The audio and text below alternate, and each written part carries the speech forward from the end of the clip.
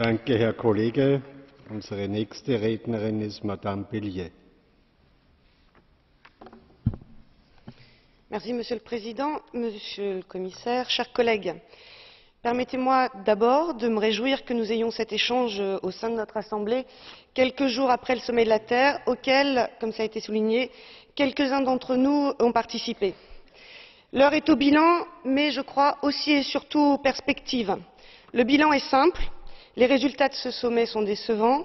40 ans après le premier sommet de la Terre, 20 ans après les engagements pris à Rio, alors qu'on attendait un nouvel élan, un bond en avant, c'est un grand bond sur place que les responsables de la communauté internationale ont fait.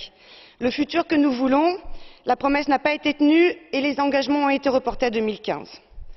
L'Union européenne est partie avec l'ambition de partager un programme d'action et nous rentrons de Rio avec un programme de travail. Je voudrais aujourd'hui remercier la Commission européenne et notamment le commissaire Potočnik, ainsi que les États membres pour la détermination dont ils ont fait preuve dans les négociations et pour porter les ambitions européennes en matière de transition écologique de notre économie, ambitions que nous avions définies dans ce Parlement.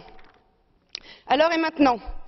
Maintenant et plus que jamais, je mesure la responsabilité qui est la nôtre et le rôle de l'Union européenne, le rôle que l'Union européenne peut jouer dans l'impulsion d'un nouveau modèle de développement pour sortir de la crise. Mais à Rio, nous avons manqué d'exemplarité. Nous avons manqué de la preuve par la mise en œuvre et l'application de nos ambitions en matière de développement soutenable dans toutes nos politiques européennes. Nous devons maintenant, à l'échelle européenne et à l'échelle de ses États membres, mettre en action la transition, sans plus attendre. Engageons les financements innovants, la mise en œuvre sur la taxe sur les transactions financières, la fiscalité écologique. Engageons sans plus attendre notre transition énergétique pour en finir avec les énergies fossiles. Engageons la préservation de nos ressources marines et terrestres. Juste, faisons-le. L'Union européenne y gagnera en crédibilité et en poids international. La communauté humaine internationale y gagnera en perspective d'avenir.